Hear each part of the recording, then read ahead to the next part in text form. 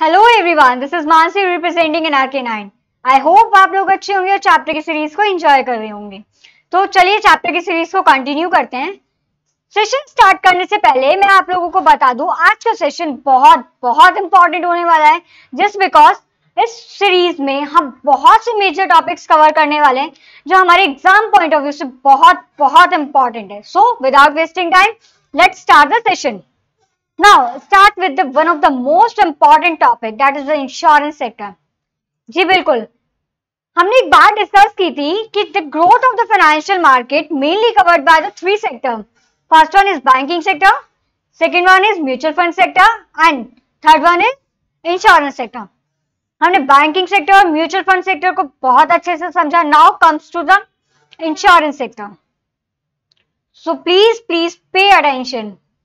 हम सेशन को बहुत ध्यान से सुनेंगे क्योंकि इसमें हम ऐसे ऐसे टॉपिक्स कवर करेंगे जिसे आपने अगर यहां ध्यान से सुना तो आप लोगों को इजीली यही याद हो जाएंगे, कोई प्रॉब्लम क्रिएट नहीं होगी, बहुत इजीली हम यही कवर कर लेंगे उन्हें. तो चलिए स्टार्ट करते हैं. Insurance sector. Now first question, what is the meaning of insurance? Insurance होता क्या है? हमने डेली लाइफ में जनरली हमने ये चीज सुनी होगी कि हमने किसी ना किसी से सुना ही होगा कि उन्होंने इंश्योरेंस पॉलिसी ले ली, उन्होंने अपने व्हीकल का इंश्योरेंस करा लिया. तो now the question arise, what is the insurance? Meaning क्या होता है इंश्योरेंस का? इंश्योरेंस का मीन हुआ to get assured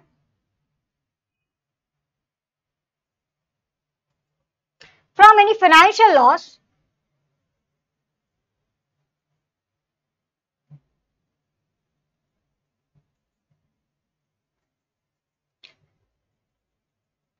which will happen, which will arise in future.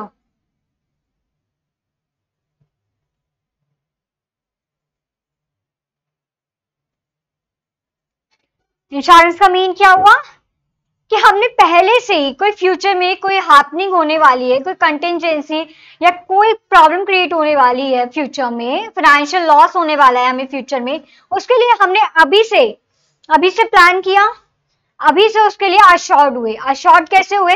Suppose हमने एक इंश्योरेंस पॉलिसी ली, हमने व्हीकल की इंश्योरेंस पॉलिसी ली कि इन फ्यूचर अगर व्हीकल का एक्सीडेंट होता है व्हीकल से, तो insurance company after compiling the terms and condition वो हमें एक सर्टेन अमाउंट पेमेंट करेंगी. Got it? यहां तक समझ में आया इंश्योरेंस का मीन क्या हुआ? To get assured from financial loss which will arise in future. Now the second term, regulator.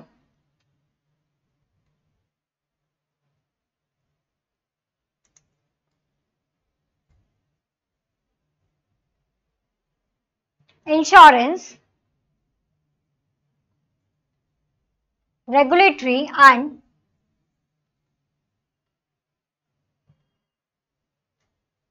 development authority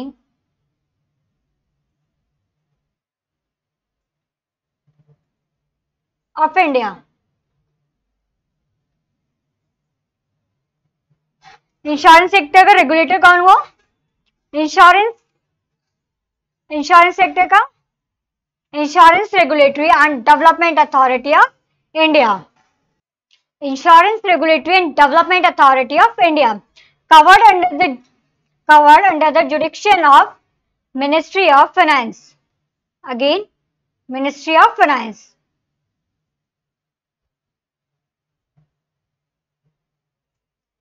यहां तक समझ में आया? हमने क्या देखा कि इंश्योरेंस का मीन क्या होता है और इसका रेगुलेटर कौन है? Insurance regulatory and development authority of India covered under the jurisdiction of Ministry of Finance. Now, third one, the party involved in the insurance contract. Insurance का जो कॉन्ट्रैक्ट होता है कि कंपनी और कॉन्ट्रैक्ट, इंश्योरेंस का जो कॉन्ट्रैक्ट होता है उसमें कौन कौन सी पार्टीज इन्वॉल्व होते हैं? एक इंश्योरेंस कॉन्ट्रैक्ट को वैलिड बनाने के लिए कौन कौन से पार्टीज इन्वॉल्व होते हैं? First one is insurer and second one is insured.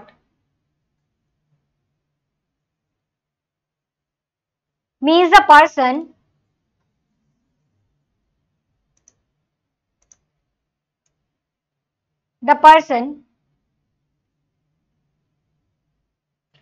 who buy the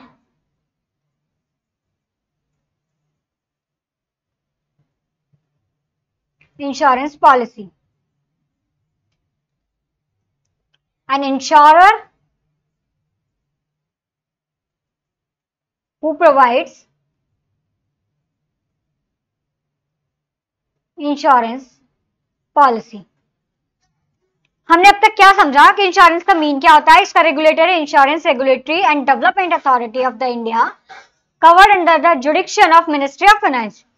फिर हमने देखा कि इंश्योरेंस का जो कॉन्ट्रैक्ट होता है उसके वैलिड बनाने के लिए हमें कौन कौन से पार्टीज की रिक्वायरमेंट है, कि कौन कौन से पार्टीज इनरोल होके एक कॉन्ट्रैक्ट को वैलिड कॉन्ट्रैक्ट बनाते हैं इन द इंश्योरेंस. तो first one is insurer. Insurer कौन हुआ? The party who provides the insurance policy means insurance companies. And insured the person who bye the insurance policy. एक ऐसा पर्सन जो insurance policy bye कर रहा है, that is insurer. Insured and who provides the insurance policy, that is insurer. Insurance का mean समझ में आया, रेगुलेटर समझ में आया, कौन कौन से पार्टीज उसमें इन्वॉल्व होते हैं वो समझ में आया. Now there are different type of insurance. There are two types of insurance: life insurance and non-life insurance, that is general insurance. Life insurance का मीन क्या हुआ? After the death of the person, the company will provide the certain amounts to its beneficiary. कि suppose mister A है, just take an example, suppose mister A है, इन्होंने अपना life insurance ले रखा है from the bank. Insurance company से उन्होंने अपनी इंश्योरेंस पॉलिसी ले रखी है. इंश्योरेंस कंपनी एग्जांपल देखे, Bajaj alliance,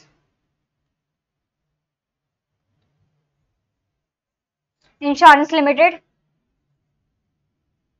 PNB MetLife. These are some examples of the insurance company. Got it? अब मिस्टर ए ने बजाज अलायंस इंश्योरेंस लिमिटेड से लाइफ इंश्योरेंस पॉलिसी ले रखी. So mister A is insured person who bye the insurance policy and Bajaj alliance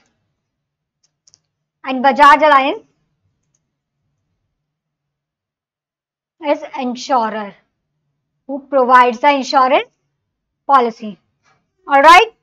तो हमने क्या देखा कि मिस्टर ए ने इसे बजाज अलायंस से एक लाइफ इंश्योरेंस पॉलिसी ले रखी. अब सपोज मिस्टर ए की डेथ हो जाती है, तो after the death of the mister A, Bajaj Allianz limited provide a certain amount to its beneficiary. Mister A ने अपने फॉर्म में एक नॉमिनी का नाम अनाउंस किया होगा, क्या उनके कोई लीगल बेनिफिशियरीज होंगे, तो कंपनी उन्हें after the death of the mister A उन्हें एक सर्टेन अमाउंट प्रोवाइड कराएगी. That is life insurance. Non life insurance, general insurance means to meet any financial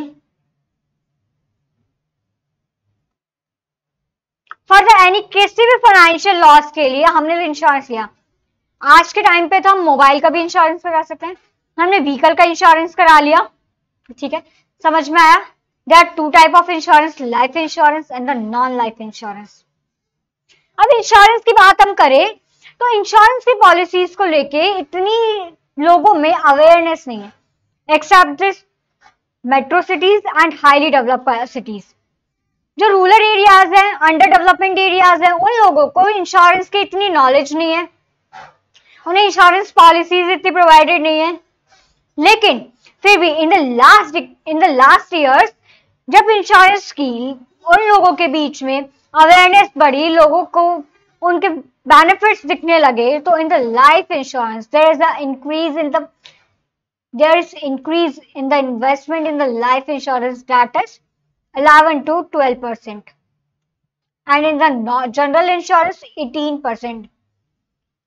important point है, हम यहाँ क्या याद रखेंगे कि इन द लास्ट ईयर्स जैसे जैसे इंश्योरेंस सेक्टर की उन लोगों के बीच में अवेयरनेस बढ़ी, नॉलेज बढ़ी, स्प्रेडनेस हुए, उनके पॉलिसीज के बेनिफिट्स दिखे, तो लाइफ इंश्योरेंस बिजनेस में 11 to 12% बिजनेस ग्रोथ हुआ और जनरल इंश्योरेंस में 18% ग्रोथ हुआ।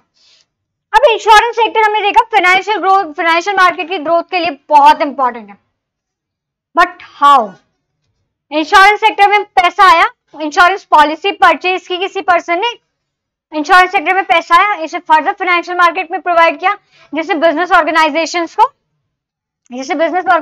को फंड मिला, उन्होंने बिजनेस किया, इकोनॉमिक डेवलपमेंट हुआ। Now insurance sector contribute 3.7% to contribute towards the GDP। I hope आप लोगों को जीडीपी का मतलब क्लियर होगा। इंश्योरेंस सेक्टर कितना परसेंट कंट्रीब्यूट कर रहा है इन द जीडीपी? 3.7%। हमने चैप्टर की फर्स्ट सीरीज में पढ़ा था, आई उम्मीद करती हूँ आप लोगों को याद होगा कि the government of India expected investment in the insurance sector by the end of the year 2025 is up to $1 trillion US।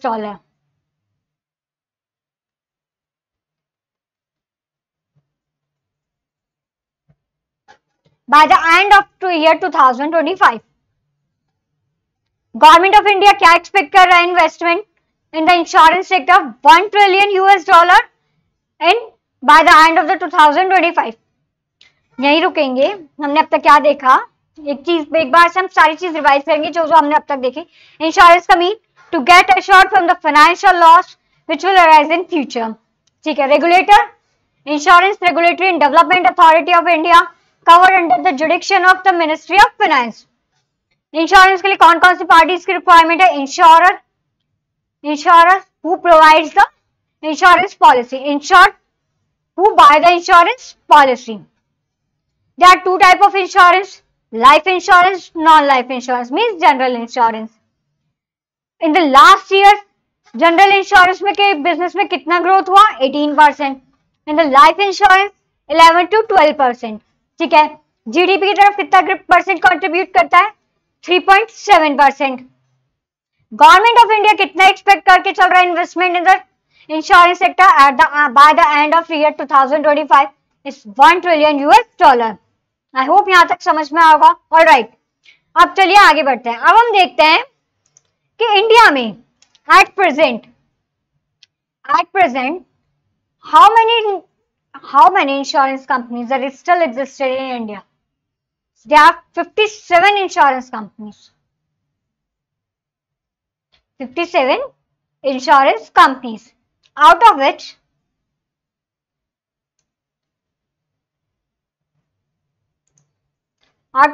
24 are engaged in the life insurance business and 33 are engaged in non-life insurance.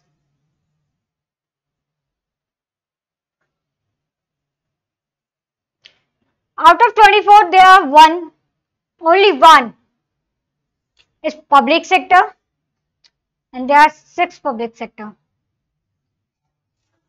There are 57 insurance companies. India में कितनी companies present है? At the present data, as per the present data, at present India में कितनी companies exist करते हैं? 57. Out of which 24 are life insurance, 33 are non-life insurance, means general insurance.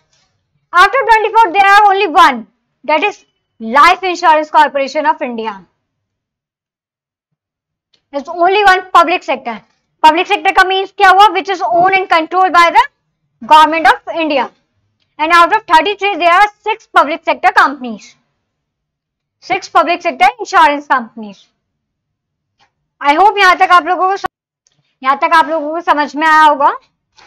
आगे अब हम देखते हैं कि एक इंश्योरेंस एंड री इंश्योरेंस का मीन क्या हुआ?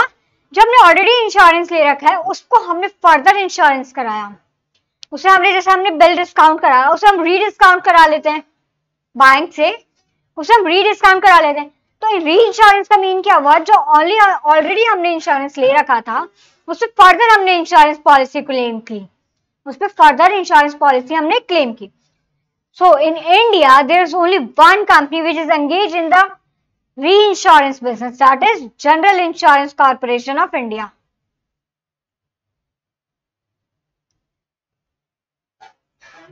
All right.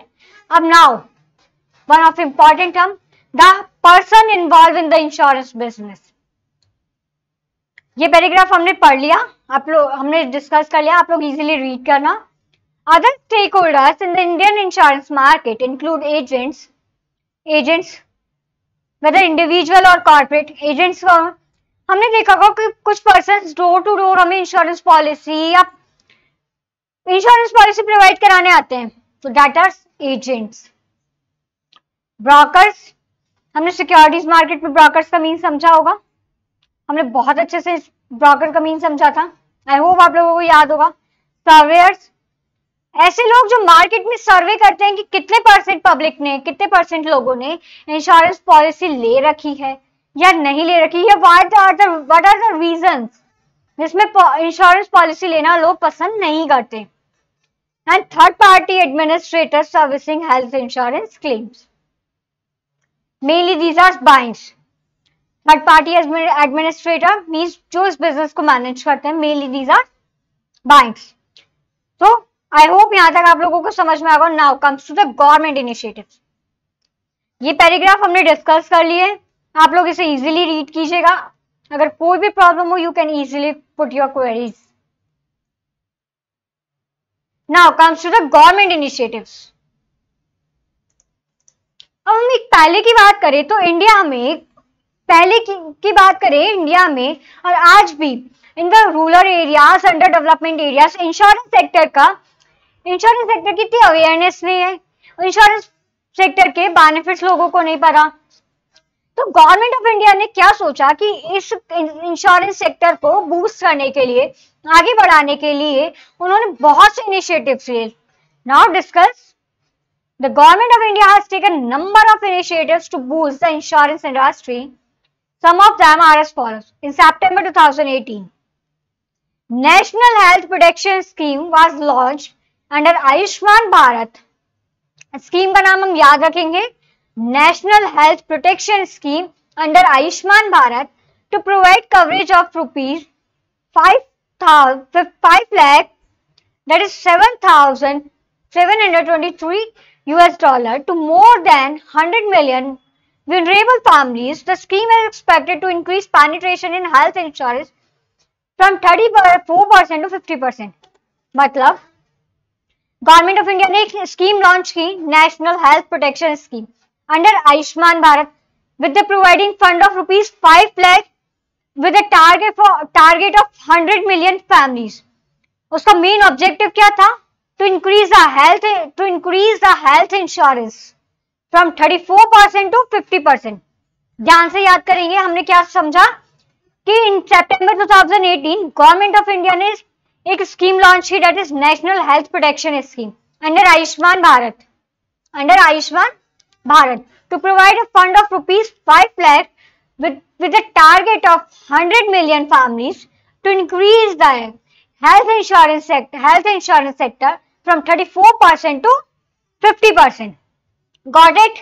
Now, next, over 47.9 million farmers were benefited under Pradhan Mantri Fasal Bima Yojana in 17-18. Important point है, एग्जाम में पूछा जा सकता है. प्रधानमंत्री फसल बीमा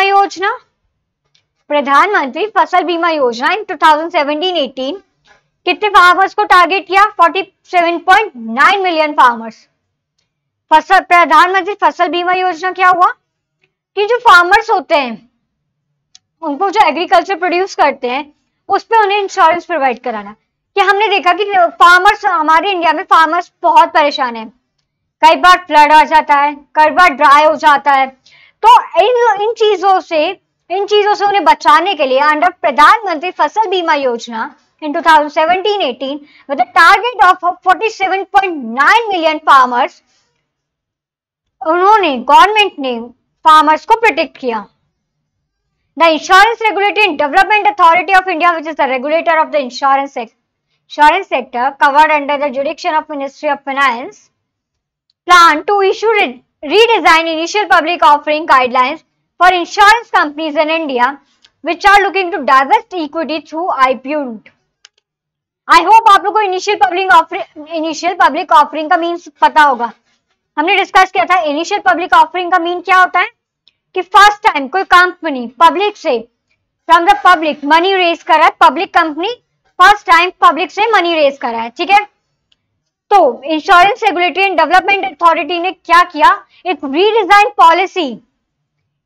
insurance regulatory and development authority which is a regulator of insurance sector. तो उसका मेन काम क्या हुआ, इंश्योरेंस सेक्टर के लिए रूल्स रेगुलेशन प्रोवाइड कराना, उनके बिजनेस को सुपरवाइज करना, उनको रूल प्रोवाइड करना, ये देखना कि वो अपने रूल से कंपाइल कर रहे हैं नहीं कर रहे. तो उन्होंने रीडिजाइन पॉलिसी प्रोवाइड करी for the initial public offerings. ठीक है, IRDA has allowed insurers, means insurance companies who provide the insurance policy to invest 10% in additional Tier 1 bonds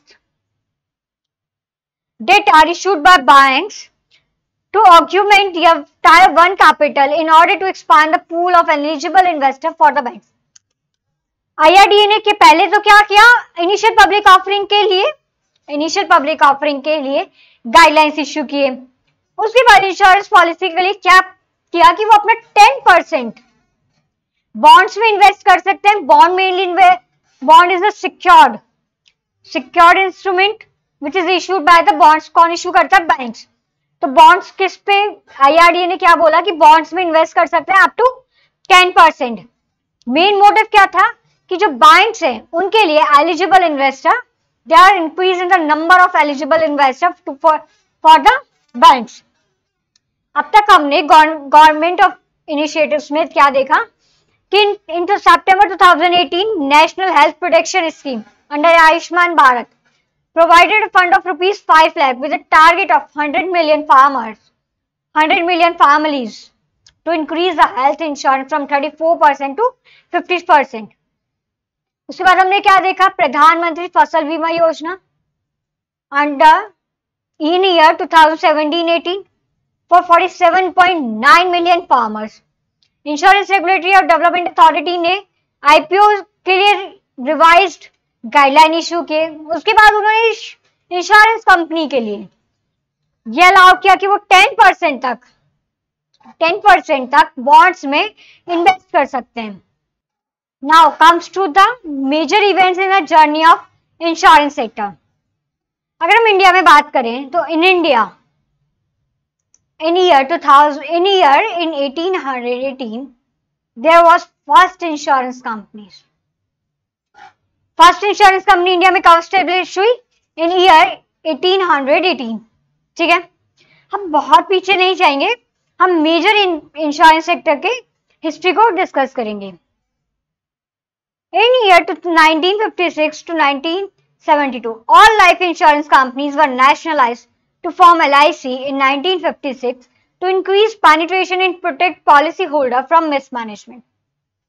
In 1956 to 1972 government ने क्या इनिशिएटिव्स लिए आफ्टर द इंडिपेंडेंस से पहले हमने देखा कि 1818 में फर्स्ट इंश्योरेंस कंपनी एस्टैब्लिश हुई थी इन इंडिया. उसके बाद बहुत सी इंश्योरेंस कंपनी एस्टैब्लिश हुई, बहुत से कंपनीज बंद हुए. At the time of the independence के टाइम तक ब्रिटिशर्स का रूल था. ब्रिटिश ईस्ट इंडिया कंपनी ने बहुत सी इंश्योरेंस कंपनीज को एस्टैब्लिश किया, बंद किया, और उन्होंने अपने अकॉर्डिंग उन्हें रेगुलेट किया. After the independence in 1956 insurance company जो लाइफ इंश्योरेंस कंपनी थी, गवर्नमेंट ने क्या इनिशिएटिव लिया, इन्हें नेशनलाइज करना स्टार्ट किया. उसका मेन रीजन क्या था कि इंश्योरेंस सेक्टर का मार्केट में एक्सपेंशन हो और जो पॉलिसी होल्डर्स है उनके फंड के साथ कोई मिसमैनेजमेंट ना हो. तो इन इंपॉर्टेंट पॉइंट है, इन 1956 there were nationalizations to form LIC in 1956. The non-life insurance business was nationalized to form General Insurance Corporation of India in 1972. So in 1956, nationalization to form Life Insurance Corporation. In 1972, there was nationalization of non-life insurance to form General Insurance Corporation. In 1993 to 1999, Malhotra Committee recommending opening up the insurance sector to private players. Important point है committee का name, याद रखना, exam में पूछा जा सकता है। इन 1993 Malhotra committee ने क्या रिकमेंड किया कि जो प्राइवेट बैंक्स है या प्राइवेट सेक्टर है उसे हम इंश्योरेंस सेक्टर में एंट्री प्रोवाइड करें। Insurance regulatory and development authority, life insurance corporation, general insurance corporation act were pass in 1999 making IRDA the statutory regulatory body for insurance and ending the monopoly of LIC and GIC। अब तक क्या था, LIC और GIC, life insurance corporation for the life insurance business and general insurance corporation for all non life insurance companies, ये उन्हें regulate कर रहे थे, उन्हें सुपरवाइज कर रहे थे। IRDA एक्ट 1999 जब स्टैब्लिश हुआ, जब पार्लियामेंट में एनेक्टमेंट हुई इस एक्ट की, there was ending of life insurance corporation and general insurance corporation monopoly, क्योंकि अब IRDA उन्हें रेगुलेट कर रहा था। In year 2000 to 2014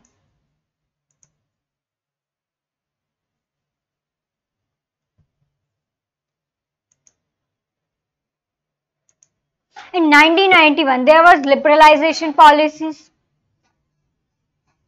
In 1991 there were liberalization policy introduced by the I hope आप लोगों को पता होगा, issued by the Manmohan Singh under the Congress government. After the post liberalization policies हुई, बहुत से बिजनेस में, बहुत से सेक्टर में बहुत चेंजेस आए, ग्लोबलाइजेशन, प्राइवेटाइजेशन, इससे बहुत सी पॉलिसीज में चेंजेस हुए। After the post liberalization, the insurance industry recorded significant growth. The number of private players increased to 46 in 2017. In year 2015, the government introduced Pradhan Mantri Suraksha Bima Yojana and Pradhan Mantri Jeevan Jyoti Bima Yojana. Government introduced Atal Pension Yojana and health insurance in 2015. Exam point of view से इतना important नहीं है, हम इसे just read करेंगे। 2017 onwards, National Health Protection Scheme was proposed to be launched under Ayushman Bharat as per Union Budget 2018-19. Insurance companies raised more than 6 billion from public issues in 2017. ये important point है, याद कर रखना, exam में पूछा जा सकता है कि at the year 2017 insurance company ने कितना मनी पब्लिक से रेज किया, more than 6 billion US dollar. Alright, यहां तक समझ में आया। हमने हिस्ट्री में देखा, मेजर इतना हार्ड नहीं था, हमने बेसिक पॉइंट डिस्कस किए। Now comes to the notable trends. Insurance sector में कौन कौन से ऐसे ट्रेंड्स हुए, कौन कौन से इंश्योरेंस सेक्टर को इंप्रूव कर रहे, बहुत ध्यान से समझेंगे। New distribution channels like bancassurance, online distribution, and non-banking financial companies have widened the reach and reduced cost. New distribution channels like bancassurance, online distribution, and NBFCs. अब इनका मीन क्या होता है? bancassurance क्या होता है? Is a relationship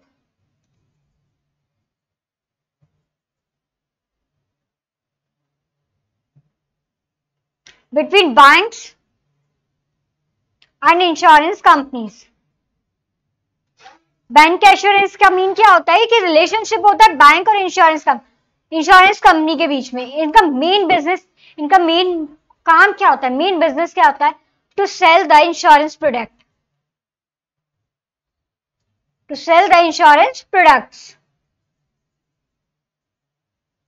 online distribution channel से start किए।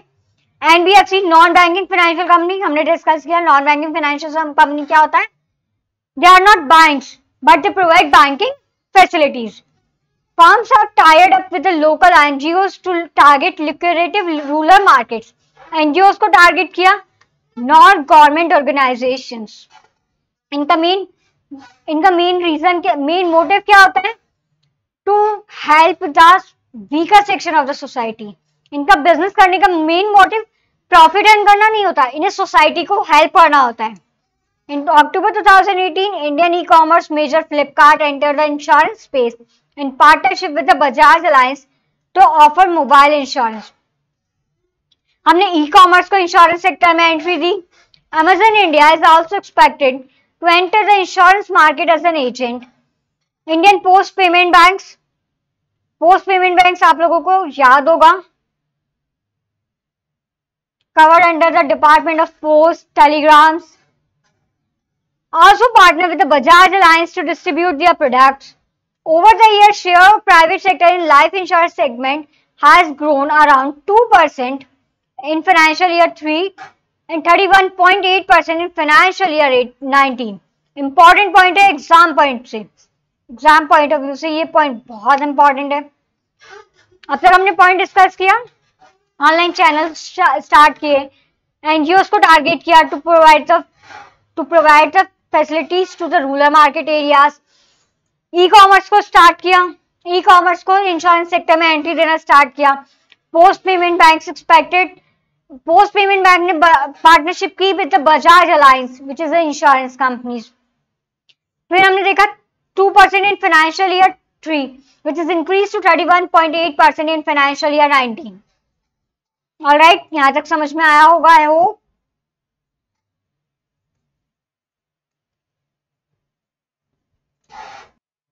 In the non-life insurance segment, share of private sector increased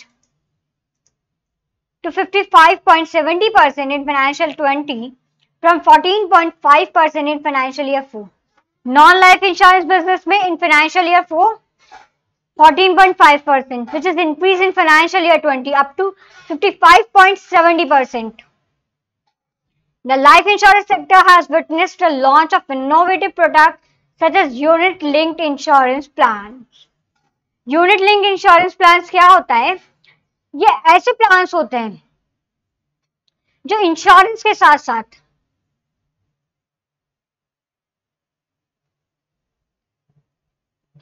आपको इन्वेस्टमेंट प्रोडक्ट्स भी प्रोवाइड कराता है in single product.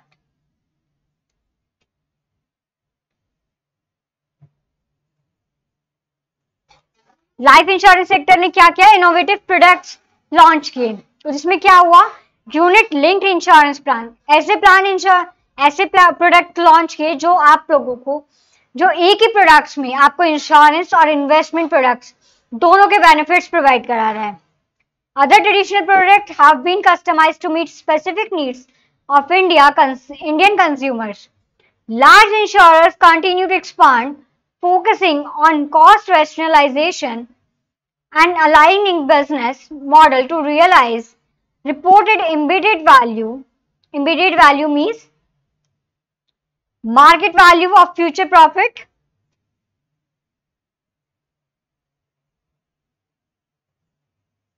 plus net asset value. Embedded value क्या होता है कि फ्यूचर प्रॉफिट, फ्यूचर में हमें जो प्रॉफिट होने वाला है एट प्रेजेंट उसकी क्या वैल्यू है और हमारी टोटल असेट्स वैल्यू क्या है, that is embedded value and generate value from future business rather than an focus on present profits. Insurance ने क्या किया? इंश्योरेंस कंपनीज ने फ्यूचर बेनिफिट्स पे फोकस करना स्टार्ट किया कि हमें फ्यूचर, अगर हम प्रेजेंट में अगर एक माइनर लॉस पे भी फर्दर प्रोजेक्ट पे इन्वेस्ट करते हैं तो ये हमें फ्यूचर में बहुत बेनिफिट प्रोवाइड कराएगा। तो उन्होंने क्या किया? इमीडिएट वैल्यू को कंसिडर किया which is a market value of future profit plus net asset value, और फ्यूचर प्रॉफिट पे फोकस करना स्टार्ट किया instead of present profit. In January 2019, online distribution platform Terlimant raised $25 million in funding. As of November 2018,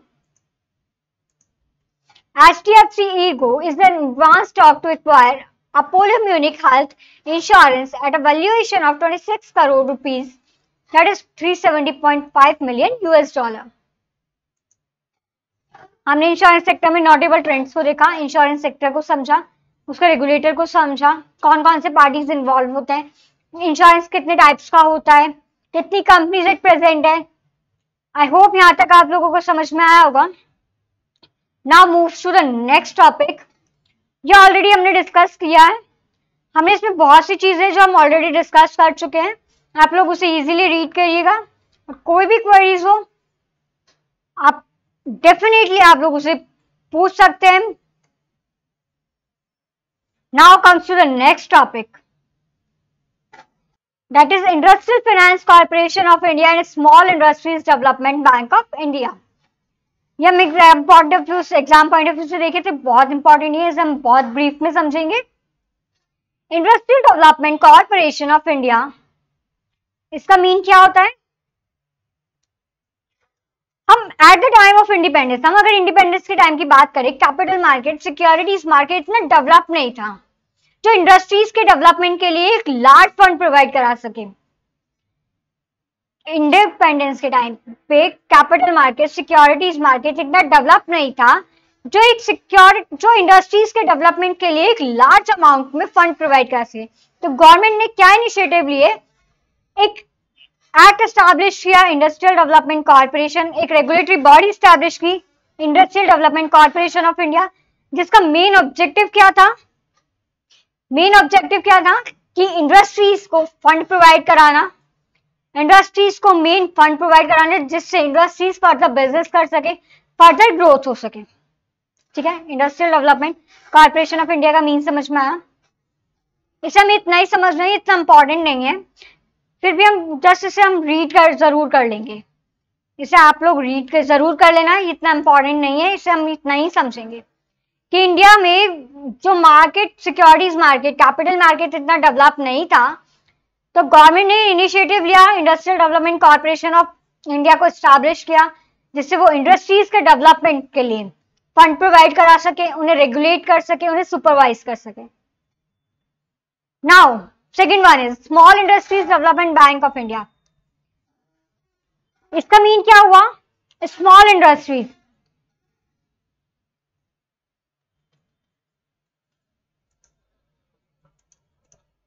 that is small industries mainly covered MSME, micro, small, medium enterprises। Small industries development bank का main motive क्या था government को establish करने के पीछे?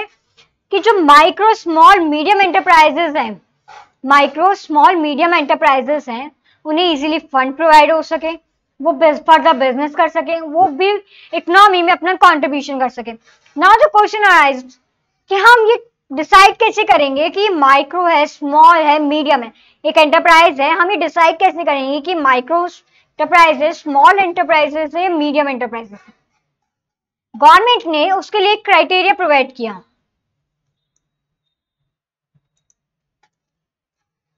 For micro, अगर किसी enterprises की प्लांट एंड मशीनरी में इन्वेस्टमेंट up to 25 lakh,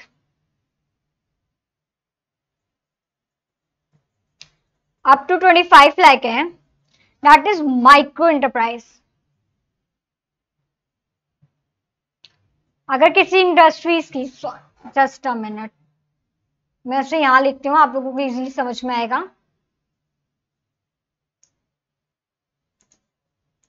ये की पॉइंट्स होते हैं, इन्हें आप ना स्क्रीन वीडियो को पॉज करके भी लिख सकते हैं, ये आपको एग्जाम में बहुत हेल्प करेंगे। अगर किसी इंटरप्राइज की प्लांट एंड मशीनरी में investment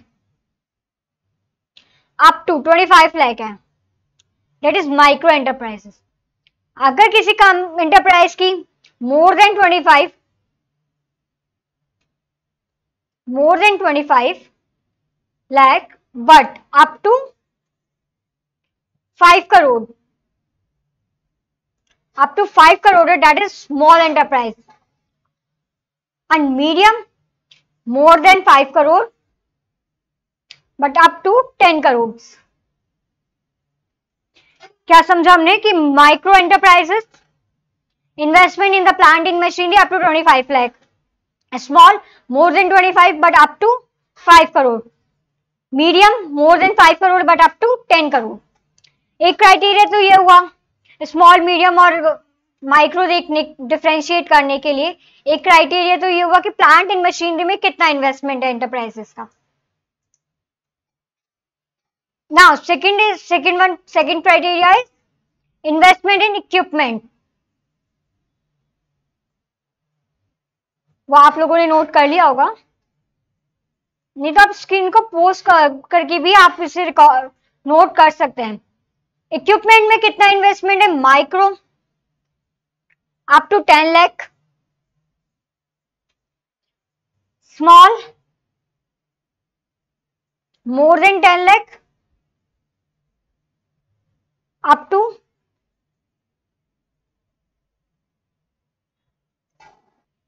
2 crore, and medium more than 2 crore up to 5 crore. ठीक है, हमने देखा small medium enterprises, small MSME, micro small medium enterprises का क्राइटेरिया क्या हुआ कि प्लांट एंड मशीनरी में या इक्विपमेंट में कितना इन्वेस्टमेंट है। ठीक है, small industries development bank of India establish क्यों किया? जैसे जो इजीली इन एंटरप्राइजेस को इजीली फंड प्रोवाइड करा सके।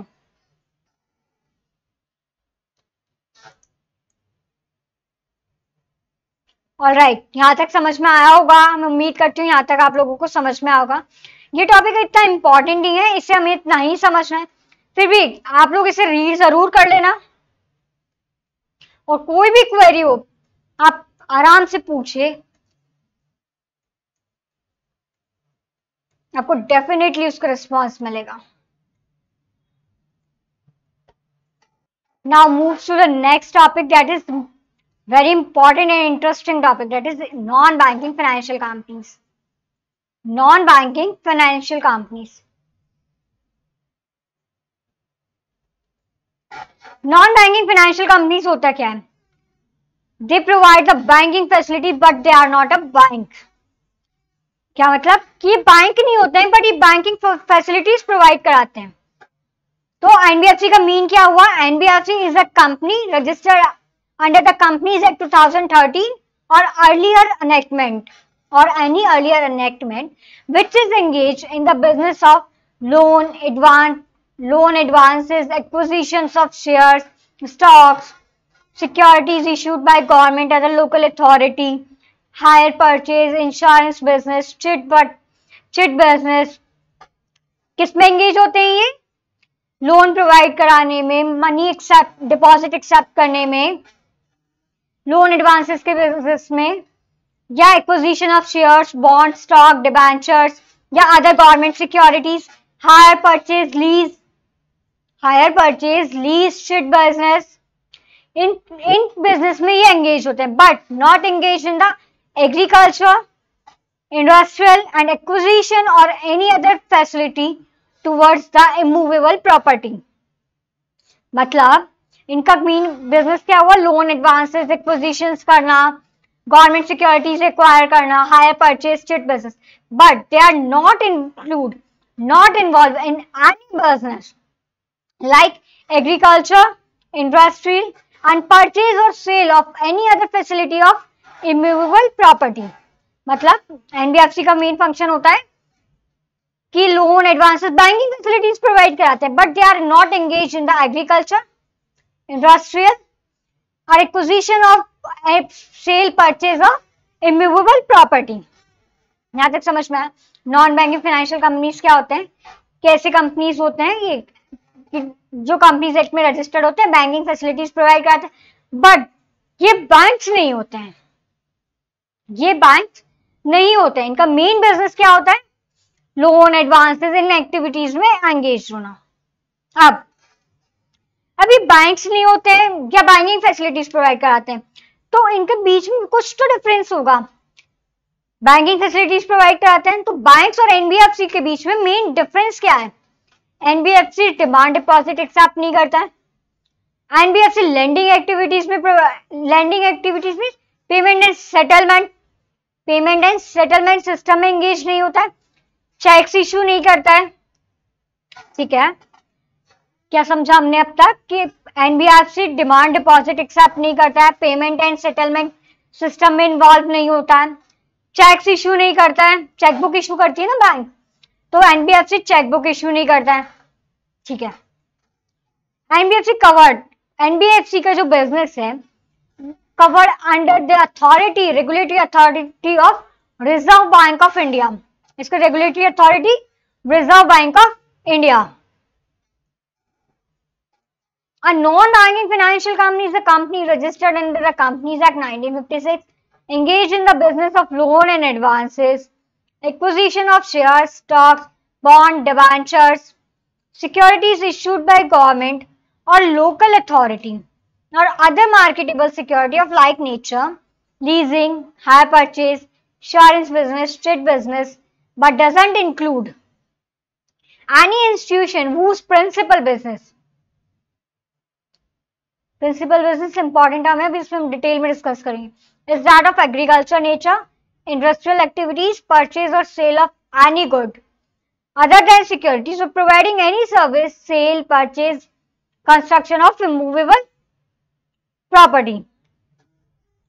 अब इंपॉर्टेंट टर्म प्रिंसिपल बिजनेस, हम ये कैसे कंसिडर करेंगे कि एनबीएफसी का यही प्रिंसिपल बिजनेस है, यही एनबीएफसी का प्रिंसिपल बिजनेस है।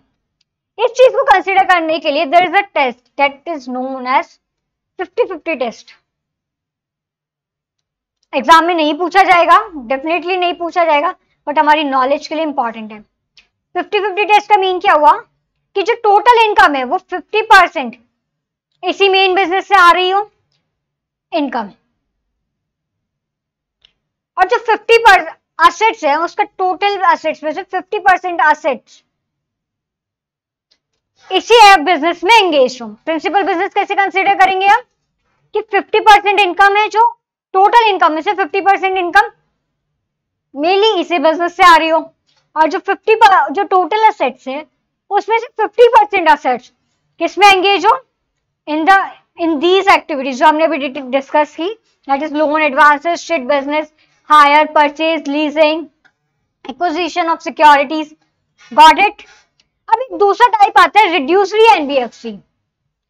उसका मेन बिजनेस क्या है, मेन ऑब्जेक्ट क्या है, accept receiving deposit, receive deposit under any contract, under any arrangement, any scheme, whether in lump sum और इन इंस्टॉलमेंट।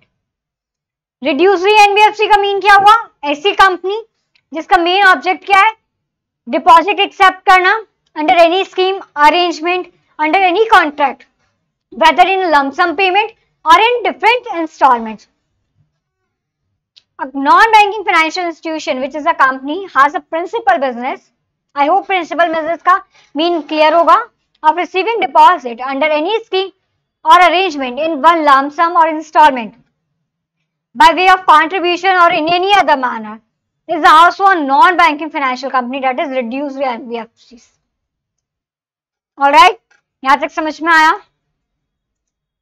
हमने डिफरेंस कंसीडर कर ही लिए। Now comes to the different type of NBFCs.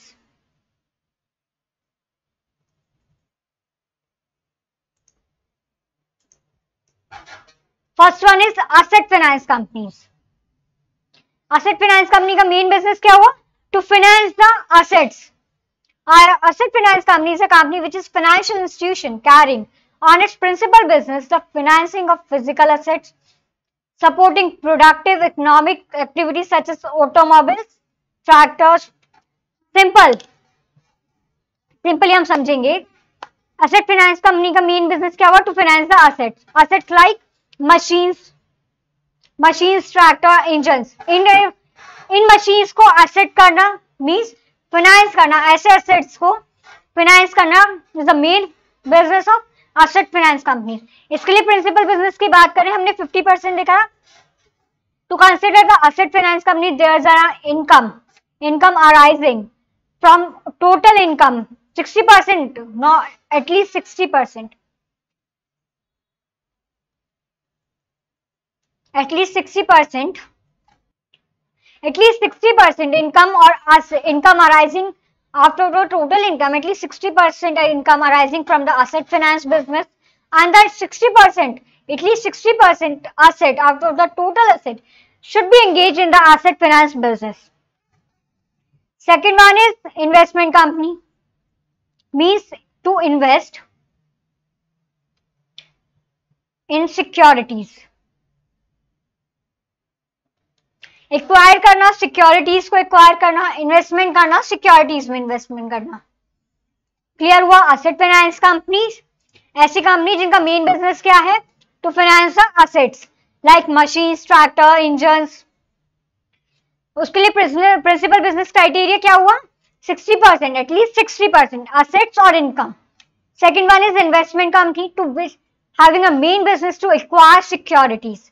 Third one is loan company to provide loans. To provide loan. किसी भी project के लिए, किसी भी फाइनेंशियल एक्टिविटी के लिए लोन प्रोवाइड कराना, except to finance asset. Finance के लिए, एसेट के लिए कोई मशीन परचेज करनी है, एक्सेप्ट उसके लिए लोन प्रोवाइड नहीं करेगा लोन कंपनी, क्योंकि वो मेन बिजनेस किसका है? एसेट फाइनेंस कंपनी का. तो हमें डिफरेंस समझ में आया. एसेट फाइनेंस कंपनी का मेन प्रिंसिपल बिजनेस ही क्या है? To finance the assets. और लोन कंपनी वो और सभी और किसी भी फाइनेंशियल एक्टिविटी के लिए लोन प्रोवाइड करा रहा है. Infrastructure finance company. Infrastructure means infrastructure project is a non banking financial company which deploys 75%. Important है, इसे ध्यान से समझेंगे. 75% of total assets in infrastructure loan. पहला क्राइटेरिया क्या है कि 75% एसेट्स किसमें डिप्लॉयज होंगे, मींस एंगेज होंगे in the infrastructure loan. Second criteria minimum net on fund of 300 crore. First one asset 75%, second net on fund of 300 crore. Minimum credit rating A और equivalent. Credit rating agencies होती हैं, ये credit rating देती है कि company का business किस तरह कंडक्ट हो रहा है. And capital to risk asset ratio at least 15%. Infrastructure finance company के लिए हमने चार क्राइटेरिया देखा. First one 75% assets, second one net own fund 300 crore, credit rating A और equivalent, and capital to risk asset ratio of 15%. Now systematically important core investment company.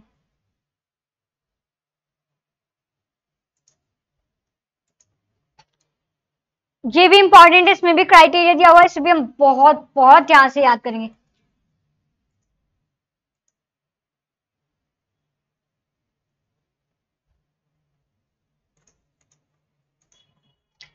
Infrastructure के लिए हमने क्या देखा? 4 क्राइटेरिया थे उसके लिए. पहला, आई होप मेरे साथ आप लोग बोल रहे होंगे, 75% asset out of the total asset, engage in the infrastructure loan, net on fund of ₹300 crore, deploy credit rating A और equivalent, and capital to risk asset ratio of at least 15%. Now systematically important core investment company having a main business of acquisitions of shares and securities. Criteria at least 90%. 90% asset किसमें होंगे? Acquire कर रहे हैं securities and shares. ठीक है. 90% में से 60% 90% में से 60% किसमें होगा? Only in equity shares. 90% क्या है? Shares and securities. 90% में से कितना? 60% must be in equity shares, या तो इक्विटी शेयर्स में या ऐसे इंस्ट्रूमेंट्स में जो फ्यूचर में कन्वर्ट हो जाएंगे, but not more than 10 years. 10 साल के अंदर अंदर वो इक्विटी शेयर्स में कन्वर्ट हो जाएंगे. ये 2 पॉइंट क्लियर हुए. It does not trade in its investment in shares, debts और loan in group companies except through block sale for the purpose of dilution और डिसइन्वेस्टमेंट. सिंपल. क्या कह रहा है ये? कि जो उनकी खुद की इन्वेस्टमेंट है वो उसे फर्दर इन्वेस्ट नहीं कर देंगे, फर्दर कंपनीज में फर्दर इन्वेस्ट नहीं करेंगे in the shares, in the group debts और लोन इन ग्रुप कंपनीज में. समझ में नहीं आएगा, बहुत ध्यान से समझेंगे. क्या करेगा ये? कंपनी का इन्वेस्टमेंट कितना होगा? 90%. 90% में से 60% इन इक्विटी शेयर्स, और ऐसे इंस्ट्रूमेंट में जो 10 साल के अंदर अंदर इक्विटी में कन्वर्ट हो जाएंगे. ठीक है, यहां तक समझ. 2 पॉइंट तो हमें क्लियर हो गए. नाउ थर्ड वन क्या? ये जो कंपनीज होंगी ये ट्रेड नहीं करेंगी इन शेयर्स, ये इनकी जो खुद की इन्वेस्टमेंट है वो उनको उसमें किस में ट्रेड नहीं करेंगे, शेयर्स, डेब्ट्स और loan in group companies, except block sale. Block sale किसके लिए हुआ है, या तो हमें डिल्यूशन करना है या हमारा अपना इन्वेस्टमेंट किसी कंपनी में कम करना है। Third point clear. Fourth point, it doesn't carry any financial activity referred, important section है, याद रखेंगे sir. 45 I clause C, 45 I clause F of the Reserve Bank of India Act 1934 accept investment in bank deposit, money market instruments, government securities, loan, investment in debt issuance of group companies are guaranteed issued on behalf of group companies. RBI ने क्या कहा कि आप ऐसे instruments में investment नहीं करेंगे जो रिस्की हो, कि कोई पर्सन आप पे फेथ करके इन्वेस्टमेंट कर रहा है, आप उसकी इन्वेस्टमेंट को फर्दर ऐसे प्रोडक्ट्स में, ऐसे इंस्ट्रूमेंट्स में इन्वेस्ट कर रहे हैं जो रिस्की है, तो आप ऐसे इंस्ट्रूमेंट्स में अपना इन्वेस्टमेंट करेंगे जो हाईली सिक्योर्ड है, that is bonds, government securities. Fourth point भी clear. Fifth one, asset size 100 crore and above, it accept public funds. हमने 6 पॉइंट्स देखे। 90% टोटल एसेट्स में से 90% किसमें होगा, शेयर्स एंड सिक्योरिटीज, 90% में से 60% इन इक्विटी, और ऐसे एसेट्स जो फर्दर 10 इयर्स में इक्विटी में कन्वर्ट हो जाएंगे। ठीक है, अपनी इन्वेस्टमेंट में ट्रेड नहीं करे, अपनी इन्वेस्टमेंट को ट्रेड नहीं करेगा in shares, except block sale. Block sale किस लिए, फॉर द डिल्यूशन और disinvestment. It doesn't carry investment trade in any financial activity, किसी भी फाइनेंशियल एक्टिविटी में इन्वेस्टमेंट नहीं होगा except in highly secured instrument like deposits, bonds, government securities, assets of 100 crores and it can accept public deposit. All right, यहाँ तक समझ में आया। नाउ इंफ्रास्ट्रक्चर डेब्ट फंड, इंफ्रास्ट्रक्चर कंपनीज को लोन प्रोवाइड कराना, इन्हें स्पॉन्सर कौन करेगा, infrastructure companies, only infrastructure finance company इन्हें स्पॉन्सर करेंगे। इनका मेन बिजनेस क्या होगा, to provide long term funds to the infrastructure companies. Infrastructure companies को लॉन्ग टर्म फंड प्रोवाइड कराना इंफ्रास्ट्रक्चर डेब्ट फंड कंपनी का मेन बिजनेस होगा। इन्हें स्पॉन्सर कौन करेगा, infrastructure finance companies. Next one is non banking financial companies, micro financial institution. मैं यहाँ पे स्पीड को थोड़ा सा हाई ज्यादा इसलिए रख रही हूँ, ये बेसिक पॉइंट्स हैं, मैं आपको क्लियर कराती जा रही हूँ, आप लोग इन्हें रीड कीजिएगा, आपको इजीली समझ में आ जाएगा।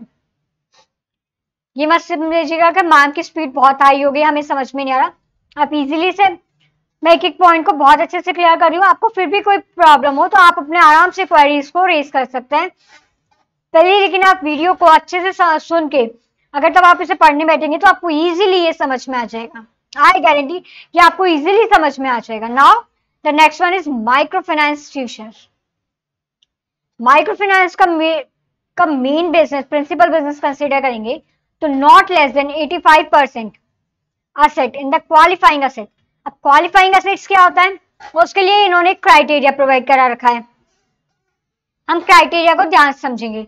Loan disbursed by non-banking financial companies, microfinance institution is to a borrower with a rural households, annual income not exceeding 1 lakh or urban and semi-urban household income not exceeding 1,60,000। किन लोगों को loan provide कराएगा, इन the rural areas annual income not exceeding 1 lakh, in the urban and semi-urban areas not exceed 1,60,000। Microfinance institution means ऐसे लोगों को fund provide कराना जिन्हें small amount की रिक्वायरमेंट है, जिन्हें बहुत ही हाईली डेवलप सिटीज नहीं है या बैंकिंग फैसिलिटीज प्रोवाइड नहीं हो रही है, इन्हें छोटे अमाउंट की रिक्वायरमेंट है या उनकी एनुअल इनकम भी बहुत ज्यादा नहीं है। तो ऐसे क्वालिफाइंग असेट्स मीन्स पहला क्राइटेरिया क्या हुआ कि ऐसे लोगों को फंड प्रोवाइड कराना जिनकी annual income in the rural areas not exceeding 1 lakh, in the semi-urban areas and urban areas not exceeding 1,60,000. Loan amount does not exceed 50,000 in first cycle and second in 1 lakh. First cycle में 50,000, second cycle में not exceeding 1 lakh. But important point, total indebtedness not exceeding 1 lakh. पहले cycle में आप 50,000 दे सकते हैं, second cycle में 1 लाख। लेकिन at any time जो बोरोअर है, जो मनी ले रहा है, जो लोन ले रहा है कंपनी से, उसकी total indebtedness means total amount उसका 1 लाख से ज्यादा नहीं होना चाहिए। चाहे आप फर्स्ट साइकिल में उसे 50,000 दे, चाहे सेकंड साइकिल में आप उसे 1 लाख दें। Tenure of loan not less then 24 months और loan amount in excess of 15,000 without repayment of penalty. Loan का टेन्योर कितना नहीं हो, कितने से कम नहीं होगा, 24 months का। हमने देखा कि माइक्रो फाइनेंस इंस्टीट्यूशन के लिए 85% असेट क्वालिफाइंग असेट्स में होना चाहिए। क्वालिफाइंग असेट्स मींस जो लोन प्रोवाइड करा रहे हैं ऐसे लोगों को जिनकी एनुअल इनकम क्या नहीं है, in the rural areas 1 lakh, urban and semi urban 1,60,000। Loan का amount first cycle 50,000, second cycle 1 lakh. But जो टोटल इंडेप्टनेस है वो 1 लाख से ज्यादा नहीं होनी चाहिए। जो लोन का टेन्योर है वो 24 मंथ से कम नहीं होना चाहिए।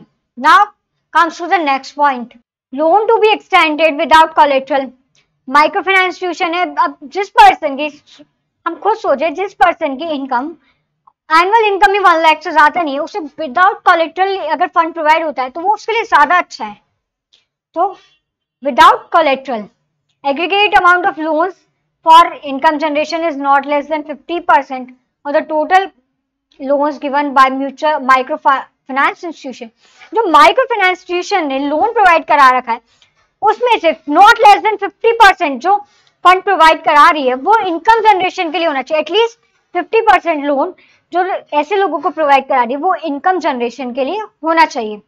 मीन्स उस लोन से वो अपनी इनकम को जनरेट कर रहे हो। Loan is repayable on weekly, fortnightly, period of 14 days, monthly at the choice of the borrower. All right, now factor NBFCs. NBFC factor.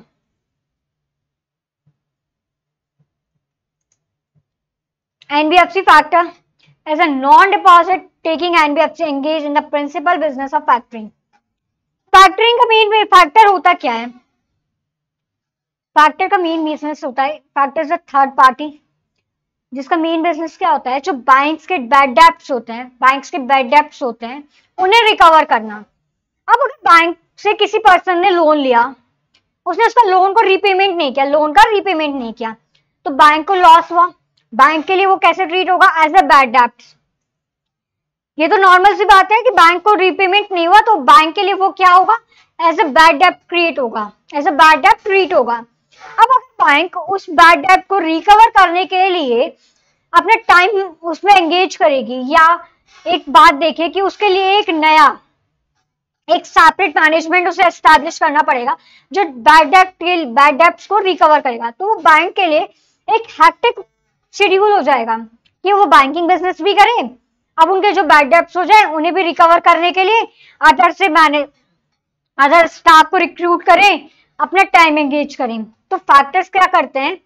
Factor third party होती है जो बैंक से उनके बैड डेब्ट्स को परचेज करते हैं और उन्हें फर्दर खुद रिकवर करते हैं। इससे फायदा क्या हुआ? जो बैंक का बर्डन था बैड डेब्ट्स को रिकवर करने का वो कम हुआ, बैंक अपने बैंकिंग बिजनेस पे इजीली फोकस कर सकते हैं। फैक्टर का मीन समझ में आया? ऐसे लोग जिन्होंने बैंक से, सिंपली हम समझे कि फैक्टर क्या हुआ, ऐसे लोग हुए जिन्होंने बैंक से, लोग नहीं मीन्स कंपनी ही होता है, ये होता तो ये कंपनी है, मीन्स ऐसी कंपनी जिन्होंने बैंक से उनके बैड डेब्ट्स परचेज कर लिए जिससे वो फर्दर रिकवर करेंगे। इससे फायदा क्या हुआ? बैंक को बर्डन कम हुआ, वो इजीली बैंकिंग बिजनेस पे फोकस कर सकता है। अब इसे प्रिंसिपल बिजनेस कंसिडर करें फैक्टर का तो एटलीस्ट 50% इनकम इस बिजनेस से राइज हो और 50% एसेट्स इस बिजनेस में एंगेज हो। Mortgage guarantee company are the financial institution which at least 90% business turnover is mortgage guarantee business or 90% of gross income is from mortgage guarantee business and not net on fund of 100 crore। अब mortgage guarantee क्या होता है कि हमने किसी से loan लिया तो हमने बैंक को ये गारंटी दी कि अगर इन्होंने लोन का रिपेमेंट नहीं किया, हमने बैंक के पास अपनी एक प्रॉपर्टी मॉर्गेज रख दी कि अगर इन्होंने बैंक का लोन का रीपेमेंट नहीं किया तो इस प्रॉपर्टी से हम उन्हें रीपेमेंट कर देंगे, that is mortgage guarantee companies. फिर से समझेंगे, ध्यान से समझेंगे, हमें कोई जल्दी नहीं है, हम एक एक चीज को ध्यान से समझेंगे। मॉर्गेज गारंटी बिजनेस क्या हुआ कि अब बैंक से मिस्टर ए ने बैंक से लोन लिया, मिस्टर ए ने बैंक से लोन लिया, मिस्टर बी ने बैंक को एसबीआई बैंक से लोन लिया। मिस्टर बी ने बैंक के पास अपनी एक प्रॉपर्टी एक्स को मॉर्गेज किया और उन्होंने कहा कि अगर मिस्टर ए ने बैंक का लोन को रीपे नहीं किया तो वो अपनी प्रॉपर्टी एक्स से लोन को रीपे कर देंगे, दैट इज मॉर्गेज गारंटी। ठीक है, इनका मेन बिजनेस 90% इनकम इससे जनरेट हो रही हो, 90% एसेट इसमें एंगेज हो और net on fund of 100 crore. Non-operative financial holding company is a financial institution through which promoter group will permitted to set up a new bank. It is the wholly owned non-operative financial holding company which hold the bank as well as other financial companies regulated by RBI and other financial sector regulator. Non operative financial holding company का mean simply हम देखें तो क्या हुआ कि reserve bank of India ने promoters को एक परमिशन अलाउ की कि वो एक बैंक को सेटअप कर सकते हैं with the permission of reserve bank of India. तो non operative financial holding companies क्या हुआ, ऐसे कंपनीज जिसमें प्रमोटर्स और ग्रुप ऑफ प्रमोटर्स एक न्यू बैंक को एस्टैब्लिश कर सकते हैं with the permission of reserve bank of India. Alright, I hope यहां तक आपको एनबीएफसी का कॉन्सेप्ट समझ में आया होगा। हमने डिफरेंट टाइप ऑफ एनबीएफसी को समझा। आप लोग इसे इजीली रीड कीजिएगा, इसमें इजीली आप लोगों को एक एक पॉइंट बहुत अच्छे से क्लियर हो जाएगा। हमने बेसिक सब चीज डिस्कस कर लिए। Now term comes to the capital market. अब कैपिटल मार्केट क्या होता है? हमने फाइनेंशियल मार्केट समझा कि ऐसे फाइनेंशियल मार्केट आया कि भाई बिजनेस ऑर्गेनाइजेशन को फाइनेंस की नीड थी तो उन्होंने फाइनेंशियल मार्केट का अप्रोच किया। Now comes to the capital market. Capital market का मीन्स क्या हो कि फाइनेंशियल ऑर्गेनाइजेशन से इन्होंने बिजनेस किया, बहुत से इनकम जनरेट की, फर्दर डिस्ट्रीब्यूट की, तब उसे फर्दर कहाँ इन्वेस्ट करे जो हमें हाई रिटर्न जनरेट करके दे, that is capital market. Capital market हमें क्या प्रोवाइड कर रहा है? Different kinds of products for investment.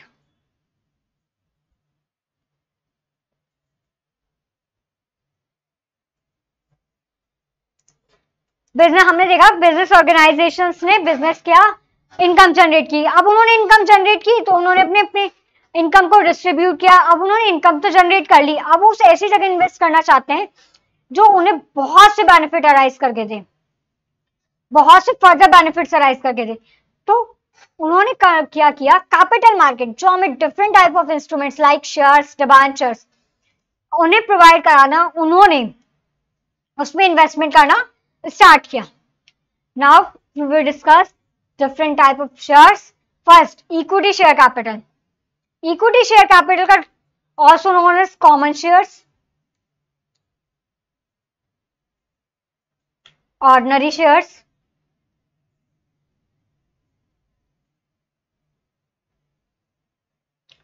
common shares, ordinary shares, equity shareholder or the owners of the company.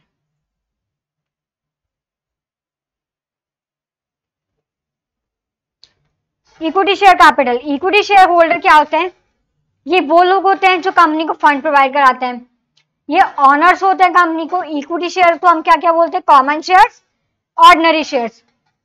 Company ने फंड प्रोवाइड करा, company को ये फंड प्रोवाइड करा रहे हैं, they are the owners of the company. Company के major decisions में इनका रोल होगा। कंपनी के बेसिक पॉइंट्स, अगर हम बात करें बेसिक, आगे की बात, बेसिक जो डिसीजंस होंगे उन्हें ये डिटेल में डिस्कस करेंगे, उन पे इनका पूरा कंट्रोल होगा इन द नेक्स्ट क्लास। यहां तक समझ में आया? आई होप यहां तक आप लोगों को ये सीरीज समझ में आई होगी। इस सीरीज में हमने मेनली बहुत सारे टॉपिक कवर कर लिए हैं। हमारे मेनली हार्डली 2 टॉपिक रह गए हैं, उसे हम अगली सीरीज में कंप्लीट करेंगे। आई होप ये आज की सीरीज आपको समझ में आई होगी। इक्विटी शेयर कैपिटल, और इनको हम डिटेल में in the next series we will discuss in very detail. So I hope you guys enjoy. So enjoy your day. Thank you. अगर कोई भी query होता है, you can easily raise your query in the comment section. Thank you.